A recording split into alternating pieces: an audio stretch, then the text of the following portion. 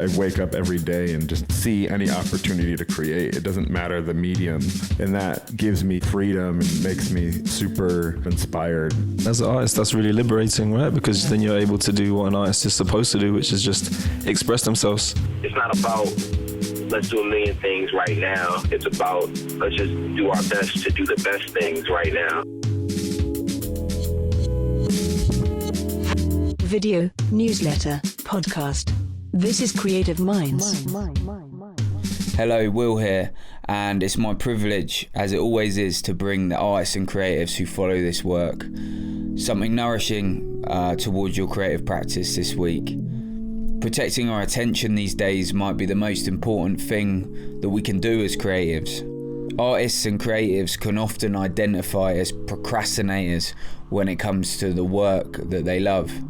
But the power of distractions can be strong, sapping our creative passion, and we have to remember that these modern distractions are powered by the world's largest companies constantly trying to lead us towards something that feeds their yearly outcome goals as opposed to necessarily our own.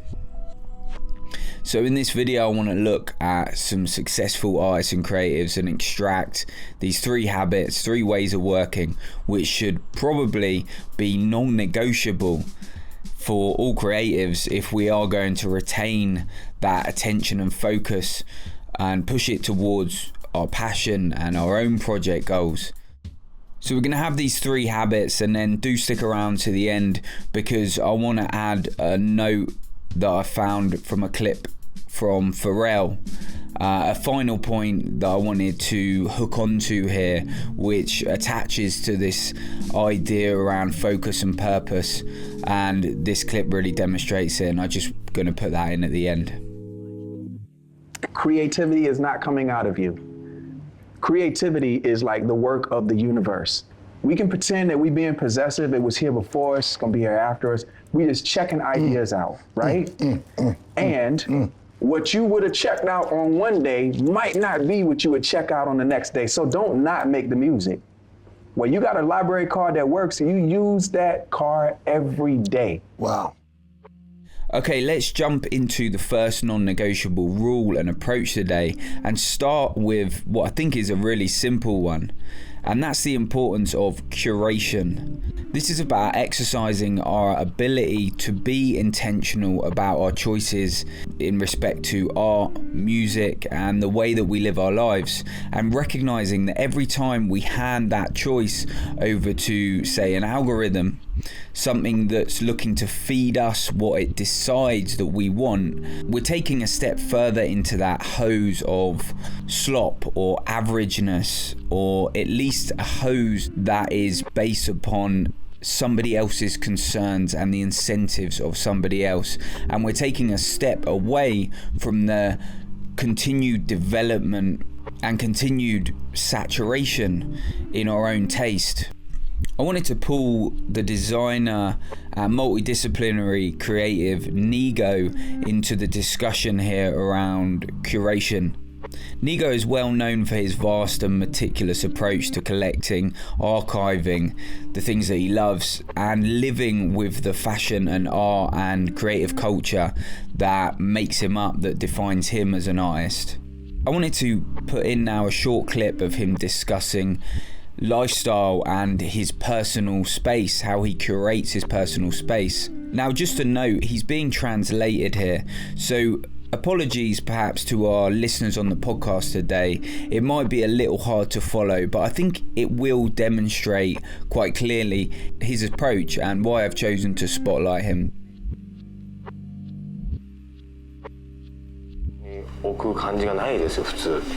Most places you wouldn't expect to find something like this in the house, huh? Well, yeah, I guess. So my lifestyle is the ultimate, yeah? Ultimate objective?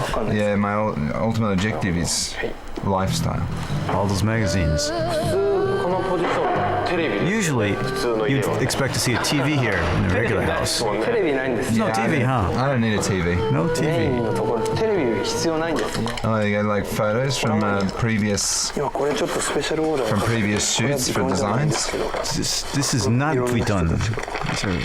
See, it's got all different people in there. They're all people that have like either come to my house or they come to my office. Yeah, records and books. Check. Oh wow, this is tough. I've arranged this into ABC order, and it's taken me a year and a half. You read books too? Now, not all of us can be collectors, of course, to this level, and I'm not trying to say that we can. All I'm trying to do here is to highlight the necessity to create those habits around the way we spend our time and the things that we fill our spaces and time with, to be intentional about those. Okay, moving on to the next habit here, and the next way that we might want to approach our creative work. And I want to look at the importance now of leaning into multidisciplinary creativity and making it a habit to explore your taste and your creative passion through other creative forms away from what you might see as your central practice. Here I want to pull in some clips from Virgil speaking about the importance of that multidisciplinary approach in the development of his work and who he was as a creative. Well, here we have a few questions from the audience. This one is from Sam. Other than fashion, music, and interior design, are there any other avenues in which you'd like to make a creative approach? Right now I'm into ceramics a lot. But I don't know, like I think pretty like limitlessly, and that gives me sort of freedom and makes me sort of super sort of inspired. You know, as you can imagine, I wake up every day and just see any opportunity to create. It doesn't matter the medium. Just try to tell stories. You know, that's to me is more interesting now, especially since I said streetwear is going to die. I need to figure out a new job. You're gonna have to come up with something else, right? A new career. Most of my favorite artists allow themselves to work across disciplines and build their taste through this diversity of practice. The novel writer, for example, who's starting to feel a little smothered or entrapped by that long and intense process, can allow themselves to jump out and follow a creative passion into perhaps painting or short story writing. Every piece of work, no matter what the format, is an opportunity to distill your specific taste and the signatures of your practice. I want to look at another clip from Virgil on this idea of signatures. But first, I couldn't discuss multidisciplinary expression here without referencing a great interview I picked up this year between Loyle, Carner and Gabriel Moses, and hosted by the System YouTube channel. So what you're going to hear now is a clip from that conversation, looking at this idea of expressing ourselves through multidisciplinary creative practice. And then we're going to jump directly into a further clip from that Virgil conversation again. To kick things off, how do each of you perceive the current creative landscape at the moment, where fashion, music, and art increasingly overlap? And what do you think are the opportunities and challenges that arise from these intersections? I think the landscape is great. What? I think the landscape is amazing. Isn't it? Yeah. Never before has there been so much space to be individual. You know, I think before, speaking only for music really, because that's what I see all the time, but it's no longer like you have to be part of a genre or a group or a movement. You know, people are kind of buying into an individual, no matter what that individual is excited by or what they want to express, you know, and I think that's quite an exciting place to be, because before it was always about what pigeonhole can we put you in, and what can you attach to. Whereas now it's like, who are you? I don't care what music you make, what art you make, what you look like, just who are you? So I think that's quite exciting, I guess. Yeah, no, I think like for years they've always kind of like worked hand in hand, you know. They all kind of like help each other, and like as like artists, I feel I've for years like kind of always wanted to be like just a fashion photographer, you know, and I was like music videos, and like that kind of like led to me doing music videos. You get what I'm saying? Like the fashion stuff. So I think it's an example of kind of like how the two kind of like work hand in hand, you know, and kind of like interchange. So it's one of those. Yeah, I think it's also kind of what you said as well. It feels like it's not about intersections and interactions, and more we just look at the artist and what they do in silos or in genres, or like we don't look at the form or the, you know, we don't go, yeah, you're a visual artist, you're a musician, you're a poet, or you're a film director, and just embrace the artists as they are with whatever they want to give back to the, or interact however they want to interact with the audiences. Yeah, and as an artist, that's really liberating, right? Because then you're able to do what an artist is supposed to do, which is just express themselves, no matter the medium. You know, it's really easy to feel like as an artist, you have to stay in the lane that you're in, you know? And I think it's so wonderful at the moment that it's expected and welcomed that artists can bounce between, you know, even if it's just as simple as going from photography to film and back and forth, you know, whatever it is, these are mediums that are connected but shouldn't be, you know, seen as exactly the same. And it's nice to be free to do that without people going, why the fuck are you doing that? You're supposed to be doing this over here, you know? Sorry for swearing. I don't know if that's a problem, but...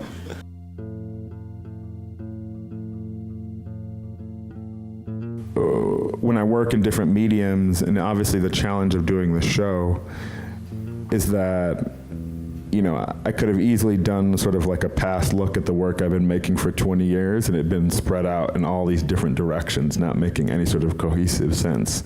But it's like I have my history and the stories I'm trying to tell. Then I also have like a very distinct toolkit of ways of thinking, but also signifiers that I exist.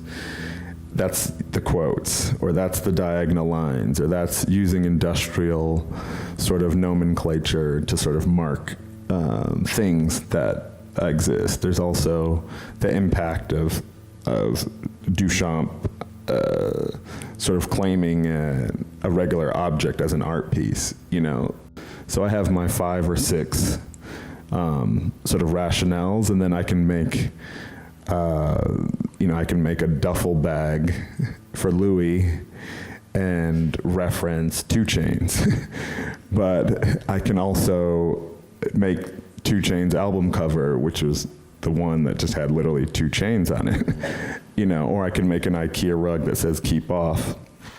Those, in all those random sort of operations of output, it's like I'm saying the same type of like knee-jerk joke, if you will, or I'm using the same type of language to communicate those ideas across a varied array of outputs. So we're taking something super practical from these clips and from Virgil here, that when we work as a multidisciplinary artist, we are taking our signatures across into different disciplines and exploring and distilling our unique voice through them. I know from myself, I've personally become a better writer through my video practice, and I have certain signatures that run from the music that I make through the videos, and also take the songwriting into other forms of written work that I do. So for myself, I know that all these different forms and practices that I engage in 100% feed each other and have certain creative signatures that run across them. And I actually just wanted to highlight a moment here from a recent Creative Minds conversation where we were discussing how these signatures can come from leaning into the ways we engage in our practice over time. I struggle to put my creative work like in a box, and I always have. and I've got to a space now where I'm recognizing that, like for example, I'm involved in this project, which is like a band, and I'm playing piano. And the other thing I've brought into it is like a little sample board, because so I can trigger like audio. And I'm bringing in kind of clips, not necessarily around creative process, but like spoken word stuff as part of that. So what I'm recognizing is that over time, I'm being able to find a unique voice, or try to find a unique voice, by being open to that kind of multidisciplinary stuff, and accepting it, and kind of realizing that it's what's hopefully going to make that uniqueness or interestingness for an audience. So as someone who is a DJ, primarily in terms of how you're connecting with an audience at the moment, but also has this multidisciplinary background, how do you think about managing the different creative stuff you do? And how's that work for you? I think it's definitely give and take. I don't think there's ever a time in my life where I feel like I'm giving equal amounts to everything that I'm interested in.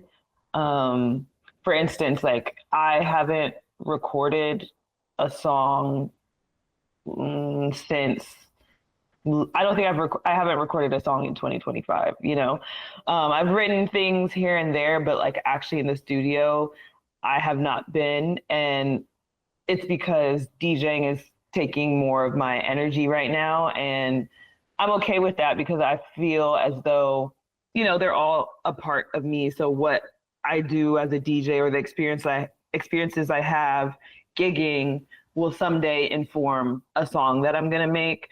So I try like not to do any hard and fast rules about how committed I should be to one specific practice at a time. It's kind of just like what opportunities arise that I feel most compelled to give my attention and energy to. And it has been like DJing and community building within this year. So that's what I'm focused on. But I know at some point I'm going to return to, you know, making collages and making music again. I feel like I know that it's a very cyclical thing.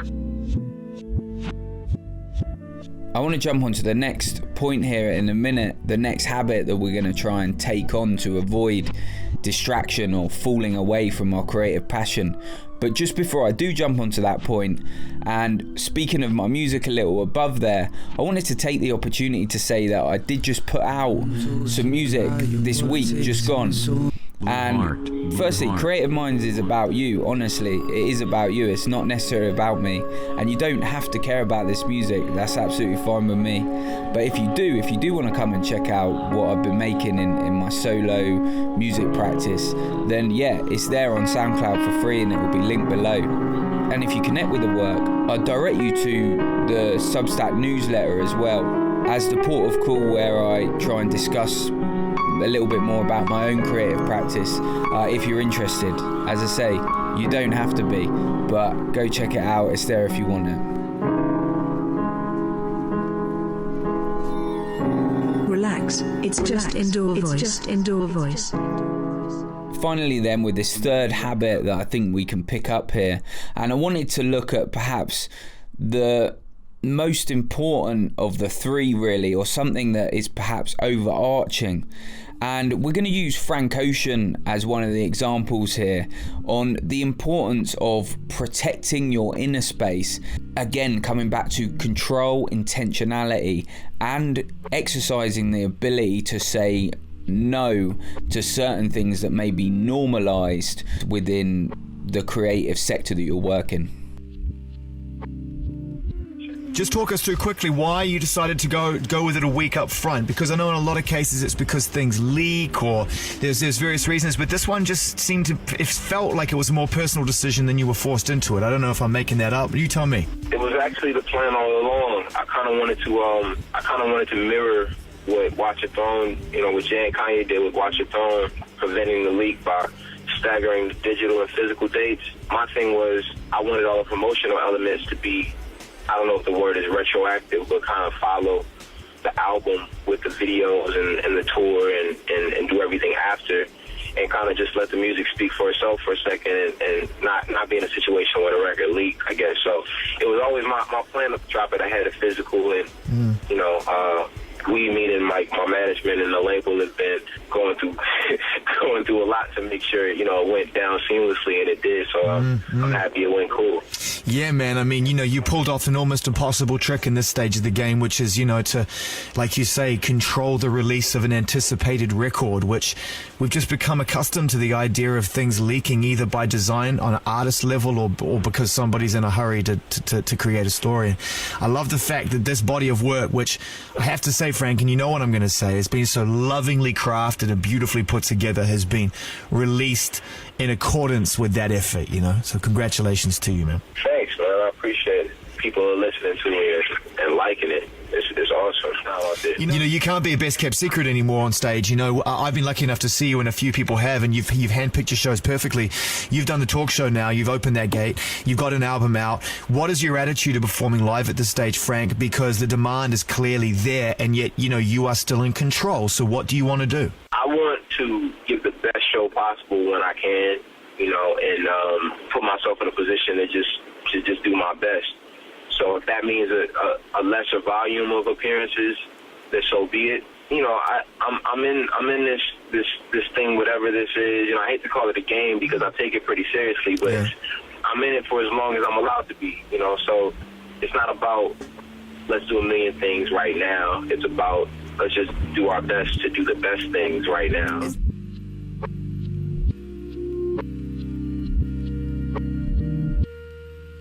Another artist or creative here that I wanted to point to quickly, because they're a laughably good example of this, is the writer and director Christopher Nolan.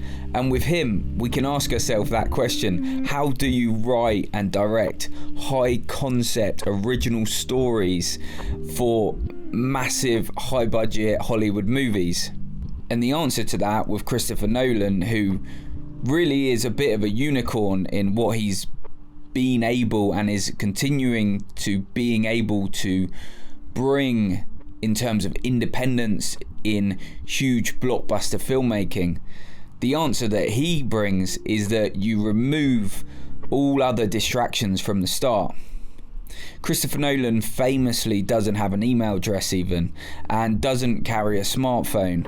He rejects those technological devices that push this culture of split attention on him. Normal-ish examples like not having the internet on the computer that he uses for writing, and then slightly more extreme examples like not having the email, or a story that I heard Hans Zimmer tell where he said he knew that Christopher Nolan was taking a flight and he wanted to give him some music that he was proposing for a soundtrack, and so he actually bought an MP3 player for Christopher Nolan and handed it to him, because he knew that Christopher Nolan didn't even carry any ability to listen to these songs on his journey.